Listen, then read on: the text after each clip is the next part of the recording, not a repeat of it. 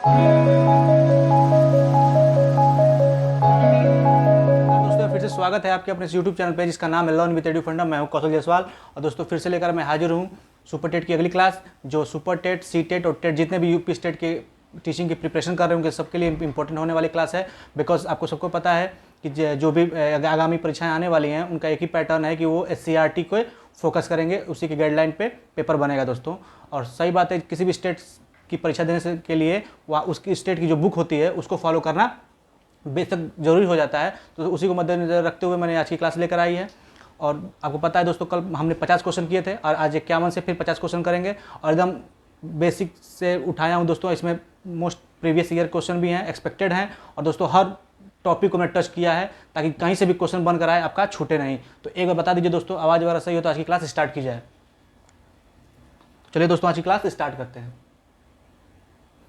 हमारा पहला क्वेश्चन है, पाटलिपुत्र के किस शासक ने सर्वप्रथम अपनी राजधानी बनाई? उदयन या उदयन? बताएं दोस्तों, पाटलिपुत्र के किस शासक ने सर्वप्रथम अपनी राजधानी बनाई थी? बताएं दोस्तों।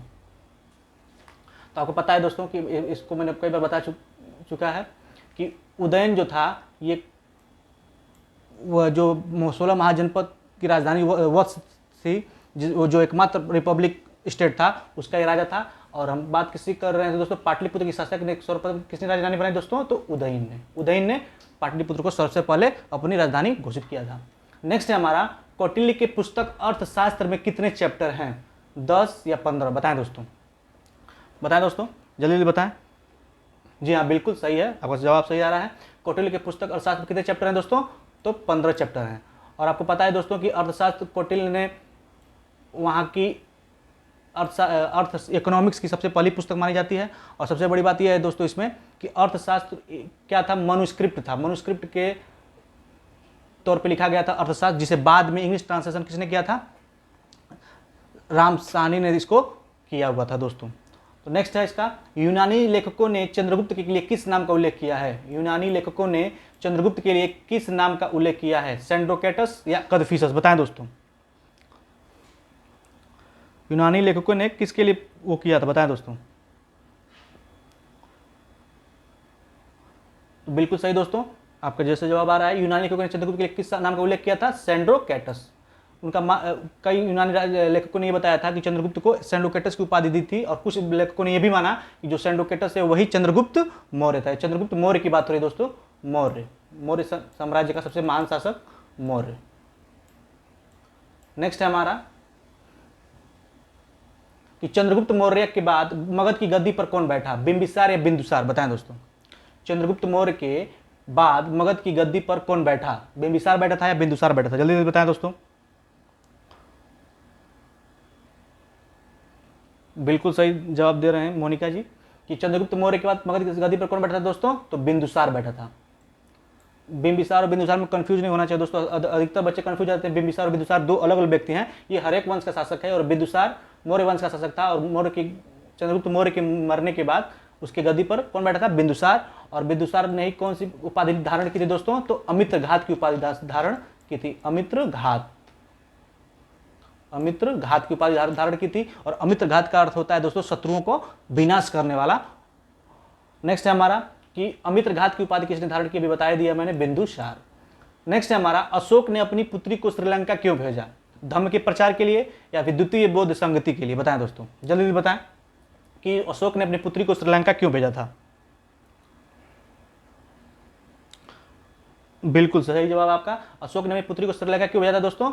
धर्म के प्रचार के लिए। बिकॉज अशोक की दोनों पुत्र, जैसे कि संघमित्रा, उसकी पुत्री का नाम संघमित्रा था, और महेंद्र को इसने विदेशी दौरा पर भेजा था, जैसे थाईलैंड, कंबोडिया, जावा, सुमात्रा, इंडोनेशिया इत्यादि जगहों पर श्रीलंका में बौद्ध के धर्म के प्रचार प्रसार के लिए दोस्तों। नेक्स्ट है हमारा, ये कलिंग किस लिए प्रसिद्ध था? जी हाँ दोस्तों, कलिंग वही कलिंग है जिसको युद्ध में जीतने के बाद अशोक ने शांति का रास्ता अपना लिया था, वही कलिंग है दोस्तों। इसका राजा कौन था? खारवेल। कौन था दोस्तों? खारवेल। खारवेल इसका राजा था दोस्तों। ये पूछ रहा है दोस्तों कि ये किस लिए प्रसिद्ध था? हाथियों के लिए या खनिजों के लिए? बताएं दोस्तों।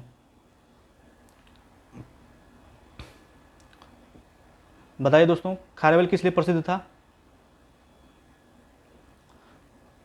बिल्कुल दोस्तों, तो कलिंग किस लिए प्रसिद्ध था दोस्तों? हाथियों के लिए। बिकॉज आपको याद होगा जब सिकंदर भारत आया था तो यहाँ से उसने क्या गिफ्ट के तौर पे लेकर गया था दोस्तों? तो हाथी, बहुत सारी हाथियां लेकर वो सिकंदर यहाँ से गया था। बिकॉज उस समय कलिंग में हाथियां प्रचलित थी, और सबसे बड़ी बात यह है कि सिकंदर की सेना ने कभी इतने बड़े जानवर को देखा ही नहीं था। तो उनके सिकंदर के वापस जाने के मुख्य ये भी कारण था कि उसने कभी हाथियों को देखा ही नहीं था। जब उसने इतने बड़े बड़े जानवरों को देखा तो वो आश्चर्य हो गया कि इतना बड़ा बड़ा भी जानवर होता है वो हाथी को, इसलिए वो हाथी को यहाँ से लेकर गया था। बहुत सारी हाथियां उसको गिफ्ट में दी गई थी। अगला क्वेश्चन है, कलिंग ने वर्तमान समय का कौन सा भाग है? जो मतलब उस समय जो कलिंग था, इस समय वर्तमान में पूछा जाए कि तो वो कौन सा भाग होगा दोस्तों? तटवर्ती उड़ीसा होगा या मालाबार तट होगा?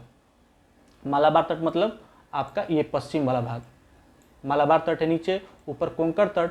तो ये पूछ रहा है कि कलिंग वर्तमान समय का कौन सा भाग है, मालाबार तट या तटवर्ती उड़ीसा? बताएं दोस्तों। तो आपको पता है दोस्तों, तो कलिंग का वर्तमान समय में क्या होगा? तटवर्ती उड़ीसा। जो उड़ीसा के तटवर्ती इलाके हैं वो इस समय के, जो उड़ीसा के तटवर्ती इलाके हैं उस समय वो क्या थे? कलिंग कहे जाते थे दोस्तों। इसका बता दिया कि कलिंग का शासक कौन था? खारवेल। नेक्स्ट है हमारा, मौर्य वंश के अंतिम शासक की हत्या किसने किया? मौर्य वंश की अंतिम शासक की हत्या किसने किया? पुष्यमित्र शुंग या पुलकेशिन द्वितीय? बताएं दोस्तों। मौर्य वंश के अंतिम शासक की हत्या किसने की थी? पुष्यमित्र शुंग ने या फिर पुलकेशिन द्वितीय ने? बताएं दोस्तों। तो बिल्कुल सही बात है दोस्तों, किसने की थी? पुष्यमित्र शुंग ने। ये शुंग वंश का संस्थापक था। और दोस्तों प्राचीन काल का एकमात्र ब्राह्मण वंश कौन था? शुंग वंश। ये भी पूछे कि प्राचीन काल में एक ब्राह्मण वंश कौन था, तो कौन था दोस्तों? शुंग वंश था। और इसी ने मौर्य वंश के अंतिम शासक कौन था? बृहद्रथ। कौन था दोस्तों? बृहद्रथ था। उसकी हत्या इसने की थी। बृहद्रथ ने की हत्या इसने की थी पुष्यमित्र शुंग ने। और ये दोस्तों इसका भी बता देता हूँ, पुलकेशिन द्वितीय कौन था दोस्तों? तो पुलकेशिन द्वितीय वही था जिसने हर्षवर्धन को पराजित किया था, जिसका साक्ष्य में कहाँ मिलता है? एरड अभिलेख में मिलता है, वही पुलकेशिन द्वितीय है। तो दोस्तों कंफ्यूज नहीं होना है, पुलकेशिन द्वितीय पुष्यमित्र में। पुष्यमित्र कौन है? शुंग वंश का संस्थापक जिसने बृहद्रथ की हत्या करके शुंग वंश की स्थापना करता है। और पुलकेशिन द्वितीय कौन है? जिसने हर्षवर्धन को पराजित किया था। नेक्स्ट है हमारा, मुद्रा राक्षस का लेखक कौन है? जयानक या विशाखदत्त? बताएं दोस्तों। मुद्रा राक्षस का लेखक कौन है? जयानक या विशाखदत्त? बताएं दोस्तों, जल्दी बताएं।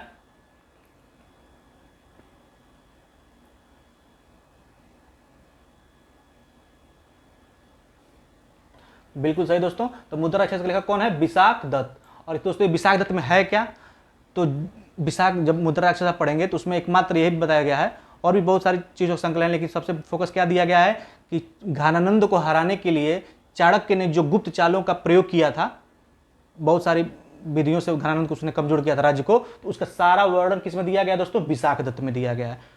तो पूछ ले कि मुद्रा राक्षस का लेखक कौन है, तो विशाखदत्त है। और इसमें किस चीज़ का वर्णन है? तो घानानंद के विरुद्ध चले गए चालों का, जो चाणक्य ने चाल चली थी उसके खिलाफ, गुप्त चाल, उसका सारा वर्णन किसमें दिया गया दोस्तों? विशाखदत्त में। एक तरह समझ लिए स्पाई बुक है। अगला है, शुंग वंश का संस्थापक कौन था? तो अभी मैंने बताया दोस्तों, शुंग वंश का संस्थापक कौन था? पुष्यमित्र। इसी ने बृहद्रथ की हत्या करके शुंग वंश का स्थापना किया। अगला है, सातवाहन की स्थापना किसने की? सातवाहन की स्थापना किसने की? सिमुक ने या फिर गौतमी पुत्र सतकर्णी ने? बताएं दोस्तों। सातवाहन की स्थापना किसने की थी? बताएं दोस्तों, सिमुक या गौतमी पुत्र सातकर्णी? बताएं दोस्तों, जल्दी बताएं। चलिए देखते हैं। तो सातवाहन की स्थापना किसने की थी दोस्तों? सिमुक ने। और सातवाहन का पूछे कि सबसे महान शासक कौन था? तो गौतमी पुत्र सतकर्णी। दोस्तों गौतमी जो था ये उनकी माता का नाम था। और जितने भी सातवाहन शासक हुए हैं वो अपनी माता के नाम को आगे रख के अपना नाम लगाते थे। जैसे गौतमी पुत्र, मतलब गौतमी पुत्र सतकर्णी, सतकर्णी राजा का नाम था, उसने अपनी माता का नाम को आगे रखा था। नेक्स्ट है हमारा, सातवाहन राज्य की राजधानी कहाँ थी? पैठन या कुरु? बताएं दोस्तों। सातवाहन राज्य की राजधानी कहाँ थी? पैठन या कुरु?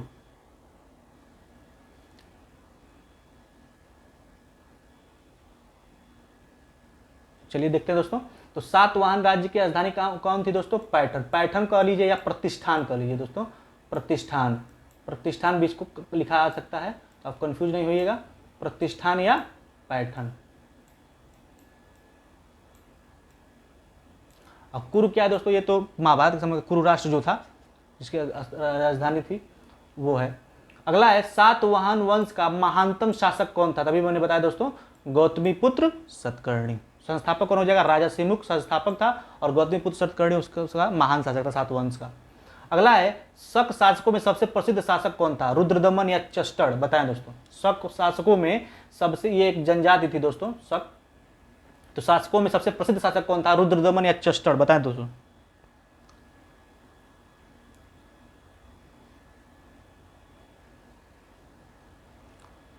बिल्कुल सही आपने जवाब दिया दोस्तों, रुद्रदमन। शक शासकों में सबसे प्रसिद्ध शासक कौन था? रुद्रदमन। और इसका साक्ष्य कहाँ मिलता है? जूनागढ़ जो अभिलेख है उसे यह पता चलता है। नेक्स्ट है हमारा, कुषाण ने जो चौथी बौद्ध संगति करवाई थी उसका अध्यक्ष कौन था? आपको पता है? चलिए बताते, पहले आंसर दे दीजिए फिर बताता हूँ मैं। वसुमित्र था या अश्वघोष था दोस्तों? मैंने विकल्प इसमें केवल 2 ही रखे हैं दोस्तों, क्योंकि तुक्का से काम नहीं चलने वाला, क्योंकि अब दोस्तों एग्जाम नज़दीक है, तो या तो आपको आ रहा होगा या तो नहीं आ रहा होगा दोस्तों। अगर आ रहा है तो बहुत अच्छा है, अपने रिवीजन हो जाएगा। अगर नहीं आ रहा है तो गलती करने के बाद आप सीख जाएंगे और परीक्षा में गलत नहीं होगा। मेरा मोटो यही था दोस्तों। तो कुषाण ने जो चौथी बौद्ध संगति कराई थी उसका अध्यक्ष कौन था दोस्तों? वसुमित्र या अश्वघोष? बताएं दोस्तों, जल्दी जल्दी बताएं।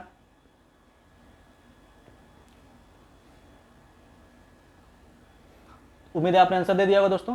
तो चलिए देखते हैं। तो कुषाण वंश, कुषाण वंश पता है आपको, कनिष्क के काल से संबंधित है। कनिष्क, कुषाण वंश से महान शासक कौन था? कनिष्क था। और कनिष्क ने ही चौथी बौद्ध संगति कराई थी कुंडलवन कश्मीर में, जिसका उपाध्यक्ष कौन पूछ रहा है दोस्तों?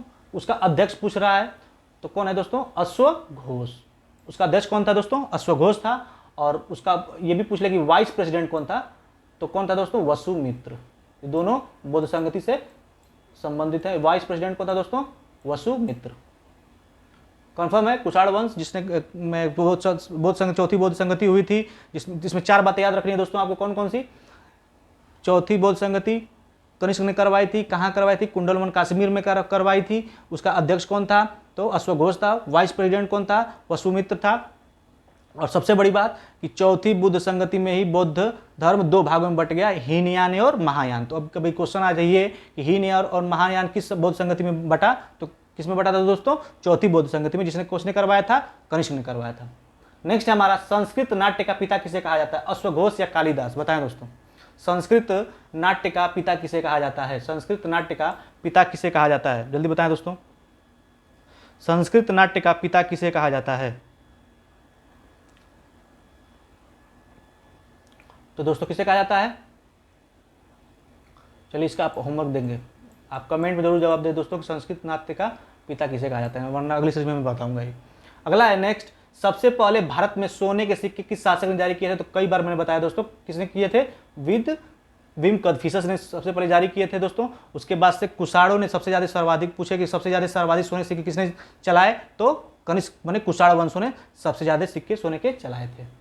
नेक्स्ट है हमारा, कण्व वंश के संस्थापक कौन थे? कण्व वंश, ये दोस्तों डायरेक्ट क्वेश्चन आते हैं एग्जाम में कि कण्व वंश के संस्थापक कौन थे? वासुदेव या सुश्मी? बताएं दोस्तों, कण्व वंश के संस्थापक कौन थे? कण्व वंश के संस्थापक कौन थे? तो बिल्कुल सही दोस्तों, कौन थे? वासुदेव। पूछ ले कि कण्व वंश के संस्थापक कौन थे, तो वासुदेव था। नेक्स्ट है हमारा, प्राचीनतम वंशों का उचित क्रम बताइए। मतलब ये आपको दे देगा, 4 ऑप्शन दे देगा और बताएगा कि मैंने क्रम बताइए। या आप ये भी पूछ सकता है कि सबसे पहले कौन आया, सबसे अंतिम सम्राट कौन था, या फिर ये भी पूछ सकता है कि इसको अरेंज करिए। तो बताइए दोस्तों कि मौर्य, शुंग, कण्व, गुप्त, या फिर मौर्य, शुंग, गुप्त, सातवाहन? बताएं दोस्तों कौन होगा?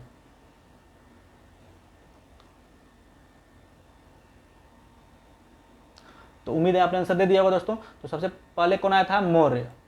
अब मौर्य का अंत संस्थापक कौन था? चंद्रगुप्त मौर्य। और सबसे अंतिम शासक कौन था? बृहद्रथ। तो बृहद्रथ, अभी मैंने बताया कि बृहद्रथ की हत्या करके किसने शुंग वंश की स्थापना की थी? तो दोस्तों पुष्यमित्र शुंग ने। तो शुंग वंश का संस्थापक कौन हुआ? पुष्यमित्र शुंग। उसके बाद से शुंग की का बाद कौन सा वंश आया था? कण्व वंश, जिसका स्थापना किसने किया था? वासुदेव ने। उसके बाद से कण्व वंश के बाद से कौन सा आया था दोस्तों? गुप्त वंश। गुप्त वंश में की स्थापना किसने की थी दोस्तों? तो चंद्रगुप्त प्रथम ने गुप्त वंश की स्थापना की थी। और सबसे दोस्तों इसका महान शासक पूछ लिया जाए, गुप्त वंश का सबसे महान शासक कौन था? तो समुद्रगुप्त था, जिसे भारत का नेपोलियन भी कहा जाता है। तो इस आपको पता चला गया दोस्तों प्राचीन वंश का उचित क्रम क्या है। तो मौर्य वंश, मौर्य वंश का अंतिम सम्राट बृहद्रथ। बृहद्रथ की हत्या किसने की थी? पुष्यमित्र शुंग ने। उसके बाद शुंग वंश की स्थापना की। प्राचीन वंश में सबसे एकमात्र ब्राह्मण वंश था शुंग वंश। शुंग वंश के बाद कौन सा वंश आया? कड़ वंश। कड़ वंश का सबसे संस्थापक कौन था? वासुदेव। और इसका कड़ वंश के बाद कौन सा आया था? गुप्त वंश। चंद्रगुप्त प्रथम ने इसकी नींव रखी थी। और सबसे महान शासक कौन था दोस्तों इसमें? आपका समुद्रगुप्त, जिसे भारत का नेपोलियन भी कहा जाता है। नेक्स्ट है हमारा, गुप्त वंश की स्थापना किसने की थी? देखिए आ गया दोस्तों, श्रीगुप्त या चंद्रगुप्त प्रथम?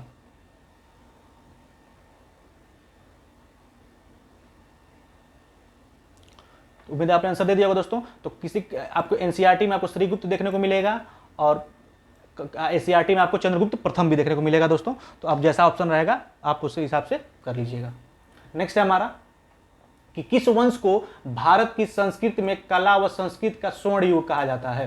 किस वंश को भारत की संस्कृति में कला एवं संस्कृति का स्वर्ण युग कहा जाता है? गुप्त युग या मुगल काल? बताएं दोस्तों। किस युग को, किस वंश के भारत की संस्कृति में कला और संस्कृति का स्वर्ण युग कहा जाता है? बताएं दोस्तों, जल्दी बताएं। चलिए आपका आंसर आ गया दोस्तों। तो किस वंश को भारत की संस्कृति में कला और संस्कृति का युग कहा जाता है? तो दोस्तों गुप्त वंश। गुप्त युग जो था उसको भारत की संस्कृति में कला और संस्कृति का युग कहा जाता है। और मुगलों में किसका कहा जाता है दोस्तों? तो जहांगीर के समय में सबसे ज्यादा इसका विकास हुआ था। तो मुगल काल में पूछे तो जहांगीर, और इस पे पूछे तो गुप्त वंश में। नेक्स्ट है हमारा, समुद्रगुप्त का दरबारी कवि कौन था? बताएं दोस्तों, हरिशेन या भट्टारक? समुद्रगुप्त का दरबारी कवि कौन था? हरिशेन या भट्टारक? थोड़ा सा दिमाग लगाएंगे दोस्तों, हो जाएगा। तो आपको पता है दोस्तों कि प्रयाग प्रशस्ति किसने लिखी थी? हरिशेन ने लिखी थी। तो इसका दरबारी कवि कौन हो जाएगा? हरिशेन। नेक्स्ट है हमारा, प्रयाग प्रशस्ति किसने लिखी थी? तो ये देखिए आ ही गया, हरिशेन ने लिखा था। नेक्स्ट है हमारा कि कालिदास किसके दरबार में रहते थे? चंद्रगुप्त सेकंड या समुद्रगुप्त? कालिदास किसके दरबार में रहते थे? कालिदास के रचनाओं को भी आप ध्यान रखिएगा, रघुवंशम, अभिज्ञान शाकुंतलम, कुमार संभवम इत्यादि इत्यादि बहुत फेमस इनकी रचनाएं हैं। तो दोस्तों कालिदास के किसके दरबार में रहते थे? तो चंद्रगुप्त द्वितीय के दरबार में थे। नेक्स्ट है हमारा, अभिज्ञान शाकुंतलम की भाषा क्या है? बिल्कुल सही, संस्कृत या प्राकृत या संस्कृत या पाली? बताएं दोस्तों। अभिज्ञान शाकुंतलम की भाषा क्या है?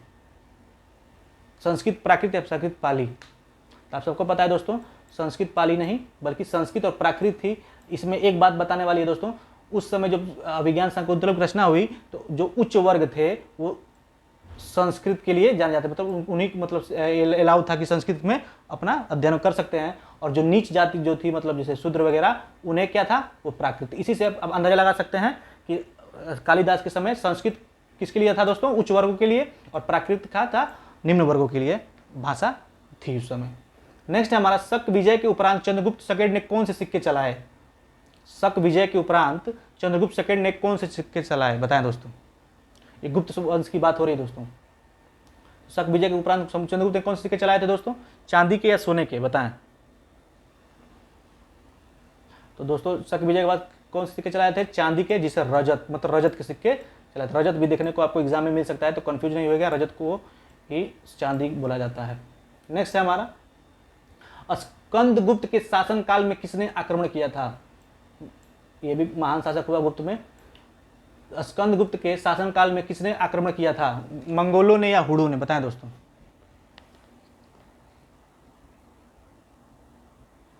उम्मीद है आपने आंसर दे दिया होगा। चलिए देखते हैं, स्कंदगुप्त के शासनकाल में किसने आक्रमण किया था? हुडू ने। इसलिए तो इसे हुड़हंता बोला जाता है। स्कंदगुप्त क्या बोला जाता है? हुड़हंता। मतलब हुडू का हत्या करने वाला कौन है? स्कंदगुप्त। नेक्स्ट है हमारा, स्कंदगुप्त के शासनकाल में हुडू ने आक्रमण किया था, यह जानकारी कहां से प्राप्त होती है? गार्गी संहिता से या भीतरी स्तंभ अभिलेख से? बताएं दोस्तों।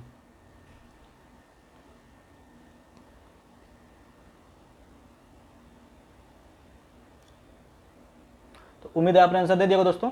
तो स्कंदगुप्त के शासनकाल में हुडू ने आक्रमण किया था, यह जानकारी कहां से मिलती है? तो ये सबसे पहली बात, और जो इंक्रिप्शन में पूछा जाए कि मतलब अभिलेख में, तो भीतरी स्तंभ का अभिलेख में, और पुस्तकों में से पूछा जाए मतलब साहित्य में, तो गार्गी संहिता में भी इसके साक्ष्य प्राप्त होते हैं कि स्कंदगुप्त ने हुडू को का आक्रमण उस समय हुआ था, उसने हुडू को भगा दिया था यहाँ से। नेक्स्ट है, गुप्त वंश के शासकों ने कितने वर्षों तक शासन किया? 200 वर्षों तक या 150 वर्षों तक? बताएं दोस्तों। गुप्त वंश के सबसे ज़्यादा प्राचीन काल में एक तरह से देखा जाए तो सबसे ज़्यादा गुप्त वंशों ने ही सबसे ज़्यादा शासन किया है। देख लीजिए, श्रीगुप्त, चंद्रगुप्त प्रथम, चंद्रगुप्त द्वितीय, समुद्रगुप्त, स्कंदगुप्त, कुमारगुप्त, ऐसे करके 200 वर्षों तक लगभग इन्होंने शासन किया था। मतलब क्वेश्चन में पूछ लिया जाए तो 319 एडी से 510 एडी तक। तो सबसे ज़्यादा गुप्त वंशों को ने शासन किया था दोस्तों, लगभग 200 वर्षों तक। नेक्स्ट है हमारा, गुप्तकालीन नौकरशाही को किस नाम से जाना जाता था? मतलब गुप्त काल में जो नौकरशाही होते थे, काम करने वाले जो भी हो, मतलब जैसे कि सैन्य विभाग से हों, घोड़ा अस्तबल विभाग से हो या प्रशासन संबंधी हो, उनको क्या कहा जाता था? अमात्य या सीताध्यक्ष? बताएं दोस्तों।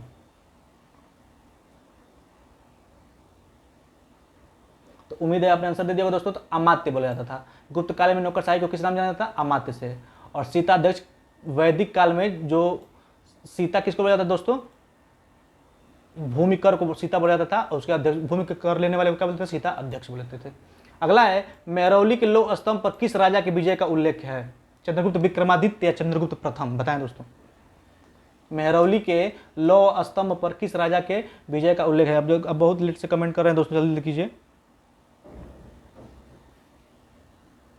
तो दोस्तों कौन था? तो मेहरौली के लौह स्तंभ पर किस राजा के विजय का उल्लेख है? तो चंद्रगुप्त विक्रमादित्य के विजय का उल्लेख किया गया है। और दोस्तों मेहरौली की खास बात यह है कि इसमें जो आयरन लगा हुआ है वो आज तक उसमें जंग नहीं लगी हुई है, उच्च कोटि का इसमें आयरन का यूज हुआ है।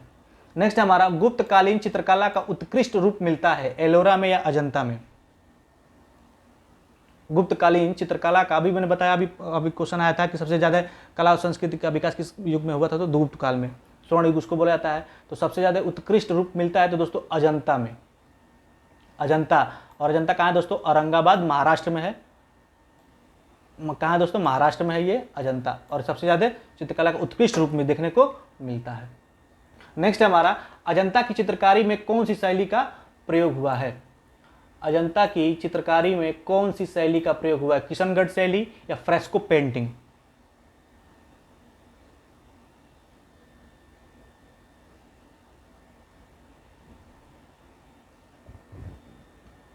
तो उम्मीद है दोस्तों आपने आंसर दे दिया होगा दोस्तों। तो फ्रेस्को पेंटिंग का प्रयोग हुआ है। फ्रेस्को पेंटिंग होता है दोस्तों कि पहले जब किसी भी दीवार पे पेंट करने से पहले उसमें खनिज, मतलब जैसे लोहा वगैरह कुछ पहले घोल करके उसको मतलब मिक्स करके पहले डाल दिया जाता था, ताकि वो क्या हो जाए, मजबूत हो जाए। उसके बाद उस पर कलाकृति की जाती थी। इसलिए आज तक अजंता गुफाएं की चित्रकारी अभी तक, कितने वर्ष हो गए लेकिन अभी तक एज इट इज़ है। तो ये क्या कहलाती थी दोस्तों? फ्रेस्को पेंटिंग कहलाती थी।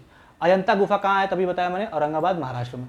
अजंता की चित्रकारी की विषय वस्तु किस धर्म से संबंधित है? बौद्ध धर्म या जैन धर्म? बताएं दोस्तों। सबसे इंपॉर्टेंट है कि अजंता की चित्रकारी के विषय वस्तु है दोस्तों, वस्तु नहीं है। वस्तु किस धर्म से संबंधित है? बौद्ध धर्म या जैन धर्म? तो उम्मीद है आपने आंसर दे दिया दोस्तों। तो अजंता चित्रकारी की विषय वस्तु किससे संबंधित है? बौद्ध धर्म से। नेक्स्ट है हमारा, वारामिहिर जो चंद्रगुप्त सेकंड के दरबार में थे, उन्होंने कौन सा ग्रंथ लिखा था? वारामिहिर जो चंद्रगुप्त सेकंड के दरबार में थे, उन्होंने कौन सा ग्रंथ लिखा था दोस्तों? बृहत संहिता या पंच संहिता? बताएं। वारामिहिर जो चंद्रगुप्त सेकंड के दरबार में थे, उन्होंने कौन सा ग्रंथ लिखा था? जी हाँ दोस्तों, बृहत संहिता। बृहत संहिता वारामिहिर ने लिखा था। नेक्स्ट है हमारा, बाणभट्ट के हर्षचरित के अनुसार पुष्यभूति वंश की स्थापना किसने की थी? प्रभाकर वर्धन, नरवर्धन या पुष्यभूति वर्धन?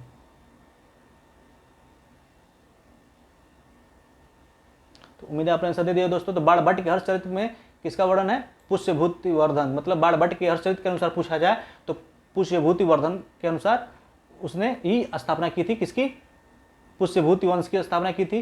प्रभाकर वर्धन का भी नाम आता है। और नरवर्धन को क्या बोला जाता था दोस्तों? आदि पुरुष। इसको क्या बोला जाता था? आदि पुरुष। आदि पुरुष इसको बोला जाता था दोस्तों। नेक्स्ट हमारा, हर्ष ने अपनी राजधानी कहां बनाई थी? वैशाली या थानेसर, कन्नौज?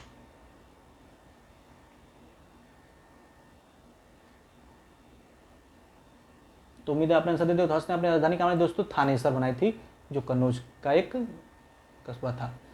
अगला है, चीनी यात्री वेनसांग किसके शासनकाल में भारत आया था? चंद्रगुप्त मौर्य या हर्षवर्धन? तो दोस्तों आपको पता है चीनी यात्री वेनसांग किस काल में आया था? तो हर्षवर्धन काल में आता है। उसने किताब, इसकी फेमस किताब कौन सी है दोस्तों? सी यू की। देखिए आ ही गया, सी यू की। किसकी रचना है दोस्तों? वेनसांग की रचना है। उसने ये रचना कब की थी? 629 एडी या 645 एडी? बताएं दोस्तों, जल्दी बताएं। आप कमेंट नहीं कर रहे हैं दोस्तों, जल्दी वो करिए। इसकी रचना इसने कब की थी? सी यू की रचना करने वाला चीनी यात्री कौन था? और ये भी बताएं दोस्तों कि हर्षवर्धन को और क्या कहा जाता था? जल्दी बताएं दोस्तों, कमेंट करने से बातें याद रह जाती हैं। सी यू की रचना करने वाला चीनी यात्री कौन था दोस्तों? अभी बताया मैंने कि हर्षवर्धन था। और ये कब आया था? 629 एडी में। और वेनसांग को क्या बोला जाता है? यात्रियों का राजकुमार, मतलब ट्रेवलर ऑफ प्रिंस भी बोला जाता है। Prince of traveller college, traveller Prince college, जो भी इंग्लिश में भी आ जाए तब भी सही है। और ये भी पूछ दे कि यात्रियों का राजकुमार किसे कहा जाता है? दोस्तों किसे कहा जाता है? वेनसांग। नेक्स्ट हमारा प्रिंस ऑफ ट्रेवलर किसे कहा? देखिए आ गया वेनसांग को। नागनंद के रचनाकार कौन थे? बाणभट्ट या हर्षवर्धन? बताएं दोस्तों, नागनंद के रचनाकार कौन थे?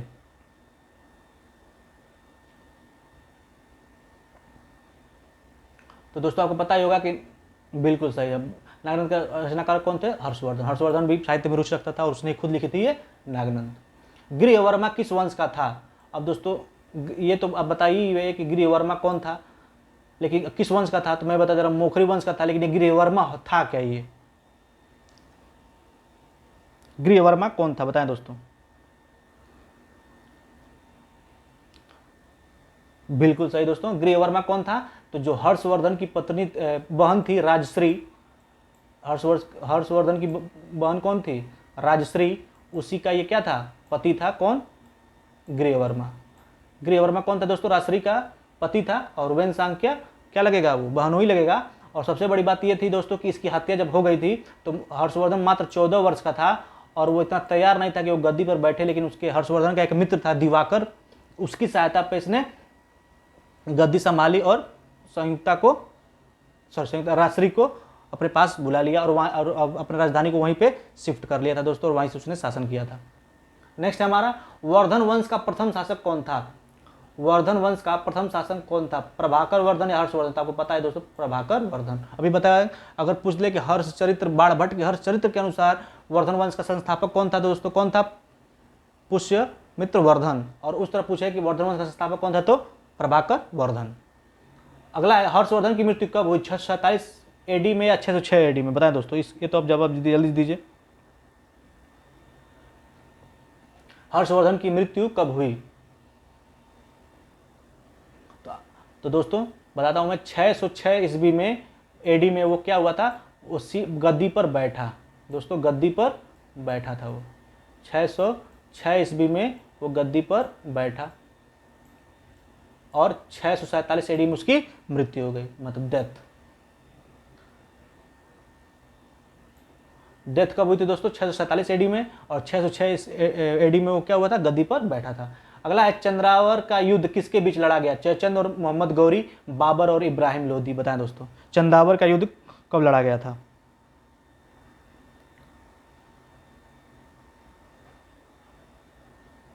बिल्कुल सही दोस्तों, चंद्रावर का युद्ध कब लड़ा गया था? जयचंद और मोहम्मद गौरी में। जयचंद कौन था दोस्तों? पृथ्वीराज चौहान का एक तरह से समझ लीजिए इसका ससुर था, बिकॉज इसी की लड़की पुत्री कौन थी? संयुक्ता थी। तो और मोहम्मद गौरी और जयचंद के बीच में कौन सा लड़ा गया था दोस्तों? ये चंद्रावर का युद्ध लड़ा गया था 1194 में। कब लड़ा गया था दोस्तों? 1194 एडी में। नेक्स्ट है हमारा कि चंद्रावर का युद्ध कब लड़ा गया था? देखिए आएगा 1194 एडी। गढ़वाल वंश के संस्थापक कौन थे? सदाशिव या चंद्रदेव? बताएं दोस्तों, गढ़वाल वंश के संस्थापक कौन थे? जी हाँ, बिल्कुल सही है, चंद्रदेव गढ़वाल। चंद्रदेव गढ़वाल वंश के संस्थापक थे। और आज का लास्ट क्वेश्चन है दोस्तों, महेंद्र पाल के दरबार में प्रसिद्ध रचनाकार था राजशेखर। महेंद्र पाल के दरबार में प्रसिद्ध रचनाकार कौन था? राजशेखर या जयानक? बताएं दोस्तों, महेंद्र पाल के दरबार में प्रसिद्ध रचनाकार कौन था? राजशेखर या जयानक? तो दोस्तों महेंद्र पाल के दरबार में प्रसिद्ध रचनाकार कौन था?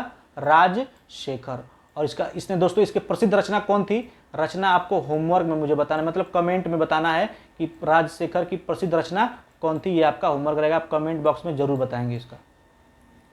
तो दोस्तों उम्मीद है वीडियो पसंद आई होगी, और वीडियो पसंद आई हो तो लाइक करें, शेयर करें, सब्सक्राइब करें, और इसके PDF के लिए आप हमारे टेलीग्राम लिंक को ज्वाइन कर सकते हैं। तब तक के लिए दोस्तों पढ़ते रहें और खुश रहें। और दोस्तों आपको पता ही है कि सीटेट के फॉर्म फिल हो रहे हैं, सुपरटेट का एडमिट कार्ड आ गया है, तो पहले आप एडमिट कार्ड निकालें ताकि पता चले सेंटर कहाँ है। और उसके बस दोस्तों अब रिवीजन जितने से अधिक प्रैक्टिस करना चाहते हैं आप प्रैक्टिस करिए, मेरे चैनल पे करिए, खुद से पढ़िए। बस अब कुछ नया नहीं पढ़ना है दोस्तों, जो रिवीजन हो रहा है बस उसी को आप दोहराइए ताकि और वो फिक्स हो जाए दिमाग में। बस इसी के लिए दोस्त साथ मैं अब अगले अपने क्लास को ख़त्म करता हूँ, और नेक्स्ट क्लास में मिलते हैं दोस्तों। तब तक के लिए पढ़ते रहिए, मुस्कुराते रहिए। धन्यवाद।